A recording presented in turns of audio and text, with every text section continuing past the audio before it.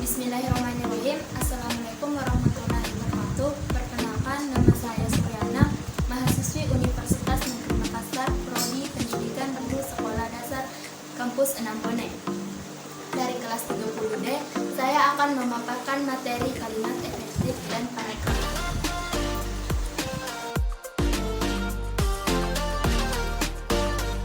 Paragraf. Paragraf adalah suatu rangkaian kalimat yang memiliki gagasan utama. Paragraf berdasarkan bentuknya telah dibedakan menjadi 3 jenis paragraf, yakni paragraf deduktif, induktif, dan campuran. Sementara itu, menurut tujuannya, paragraf telah dibedakan menjadi 5 jenis, yakni paragraf narasi, argumentasi, eksposisi, deskripsi, dan persuasi. Paragraf dibuat dengan mengembangkan sebuah gagasan utama. Paragraf terhimpun atas beberapa kalimat yang bertautan membentuk suatu ide ataupun gagasan. Pengertian paragraf menurut Kamus Besar Bahasa Indonesia adalah bagian bab dalam suatu karangan yang biasanya mengandung satu ide pokok dan penulisannya dimulai dengan garis baru. Pembagian paragraf berdasarkan bentuknya. Pertama, deduktif, kedua, induktif, ketiga, paragraf campuran.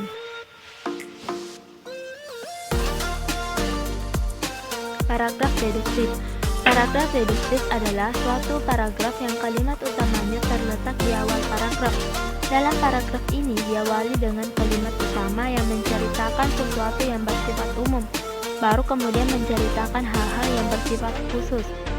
Contoh, satu-satunya bidang pembangunan yang tidak mengalami imbas krisis ekonomi sektor-sektor di bidang pertanian, misalnya perikanan, masih meningkat cukup mengesankan, yaitu 6,65%. Demikian pula perkebunan yang meningkat 6,46%, walaupun terkena kebakaran sepanjang tahun. Sektor-sektor kehutanan masih tumbuh 2,95%. Secara umum, kontribusi dari sektor pertanian terhadap produk domestik bruto (PDB) meningkat dari 18,7% menjadi 18,4%. Padahal selama 30 tahun terakhir, bangsa sektor pertanian merosot dari tahun ke tahun. Paragraf induktif. Paragraf induktif adalah sebuah paragraf yang kalimat utamanya terletak pada akhir paragraf. Kalimat tersebut pada umumnya berisi sebuah kesimpulan dari gagasan-gagasan penjelas yang telah diuraikan. Mula-mula dikemukakan fakta-fakta ataupun uraian-uraian. Kemudian fakta-fakta tersebut digeneralisasikan ke dalam sebuah kalimat. Contoh, baik di Indonesia maupun di negaranya sendiri, Shinchan tidak dianggap sebagai role model yang baik buat anak-anak. Protes pun bermunculan. Ruang surat pembaca di koran-koran dipenuhi dengan keberatan para orang tua terhadap komik yang laris manis itu. Umumnya, surat itu datang dari kalangan ibu.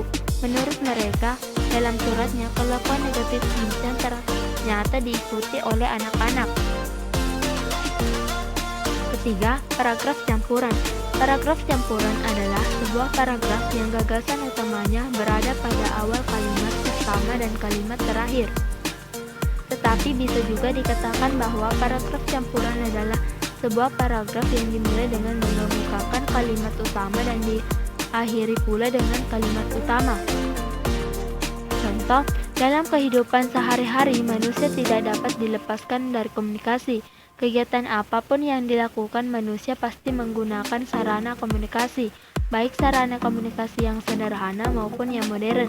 Kebudayaan dan peradaban manusia tidak akan bisa maju seperti sekarang ini tanpa adanya sarana komunikasi. Pembagian paragraf berdasarkan jenisnya. Yang pertama, narasi, kedua, argumentasi, ketiga, eksposisi, keempat, deskripsi, kelima, persuasi. Narasi.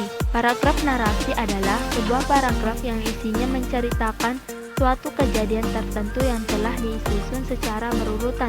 Adanya paragraf ini berfungsi sebagai penghibur bagi yang membacanya. Ciri-ciri dari paragraf narasi diantaranya: yang pertama, adanya tokoh, konflik, dan setting atau tempat. Kedua, adanya alur cerita yang disampaikan secara berurutan. Ketiga, terdapat sudut pandang. Argumentasi. Paragraf argumentasi adalah suatu paragraf yang isinya berupa pendapat atau opini yang telah disampaikan oleh penulisnya.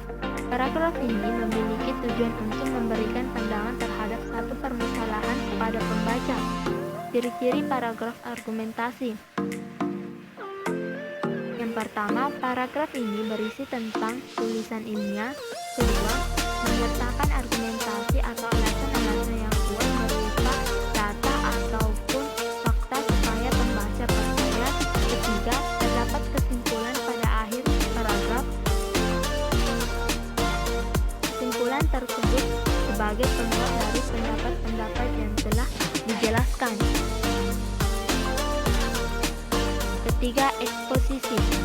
Paragraf eksposisi adalah sebuah paragraf yang berisi tentang informasi-informasi yang berupa pengetahuan atau cerita. Pengetahuan atau berita. Paragraf eksposisi ini bertujuan untuk memberikan informasi yang sangat jelas kepada para pembacanya terkait topik yang telah disampaikan. Ciri-ciri dari paragraf eksposisi. Yang pertama, paragraf yang memuat karya ilmiah.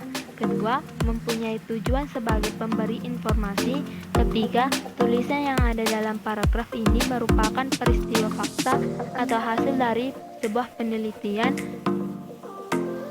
Keempat, menyertakan sumber berupa data seperti gambar, buku rujukan, grafik, peta, dan sumber-sumber lain yang relevan. Kelima, tidak mempengaruhi pembacanya. Deskripsi. Paragraf deskripsi adalah sebuah paragraf yang berisi tentang gambaran-gambaran suatu benda atau objek.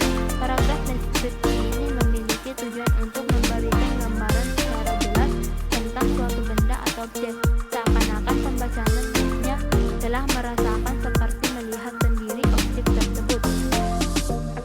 Ciri-ciri paragraf deskripsi.